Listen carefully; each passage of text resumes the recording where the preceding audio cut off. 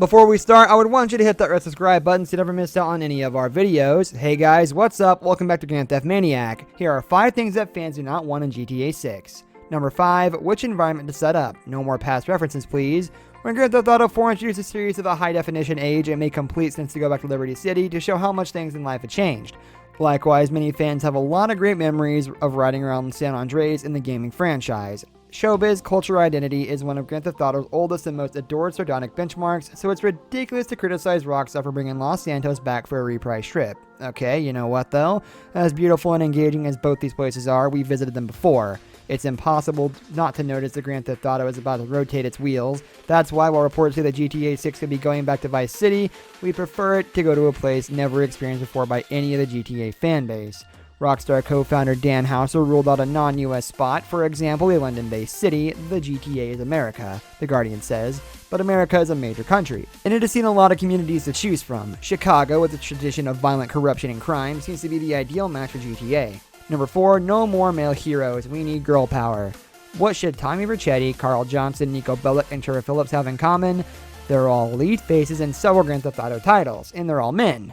While Grand Theft Auto has delighted the audiences with some of the most sadistic and unforgettable heroes and villains in video game history, the show has not included a female central character since Grand Theft Auto 2 was released on Game Boy Color.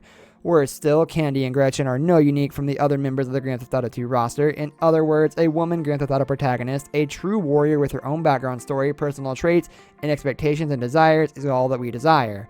Not that we're shocked that it's taken so long, it's been 2 decades since the GTA first was out. And yet Grand Theft Auto continues to treat women like objects, barriers, and catchphrases. Number 3, doing missions should be fun, not tiring. Grand Theft Auto has indeed pushed the boundaries. Typically, however, GTA has its most objectionable aspects in satire or comedy.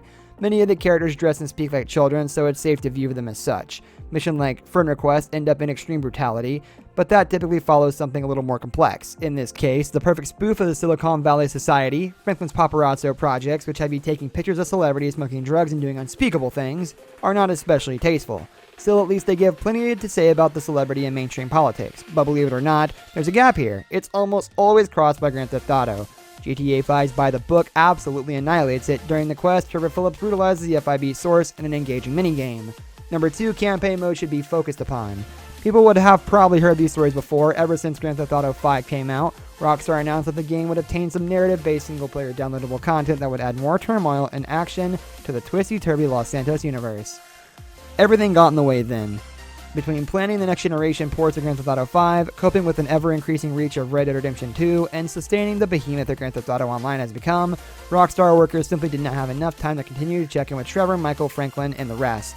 Currently, Grand Theft Auto Online has received a lot of story-heavy updates, including the 2017 Doomsday Heist case, which is perfect for those who intend to play with others.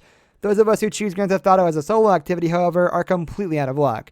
Grand Theft Auto 4's 2 updates, Lost in the Damned, and especially Gay Tony's Ballad, were probably even better than GTA 4's original quest, missing out on a lot of adventures, like those still bites and scratches. Given quite how much money Grand Theft Auto Online ends up making, and the spoiler, it's a huge amount, we'd expect Rockstar to put GTA 6's internet mode first when it comes to new features, but that doesn't mean that the production company can't even throw antisocial fans any updates. Online seems to be where the money is, but it's the single gamers that make Grand Theft Auto what it is nowadays. Number 1, changes in gameplay that should have been done a long time ago. Grand Theft Auto games have all kinds of side events, but when it boils down to it, you're going to spend a lot of time driving vehicles and shooting people. Luckily, the GTA driving mechanism is powerful. The weapons, on the other hand, they should have been great. Much, much better. Use lock-on aiming, and the game rapidly begins to feel like I'm hit a mole with all the great entertainment squeezed out. Switch it off, and you'll immediately discover yourself shot in the head as you struggle to come to terms with frustratingly slow controls and strange targeting annoyances. This brings us into our video. I hope you enjoyed it. Hit like if you did, and don't forget to subscribe to our channel so you don't miss out on any of our videos in the future. Also, watch the 2 videos that are on your screen because I'm sure you'll love them. With that, I'll see you in the next video.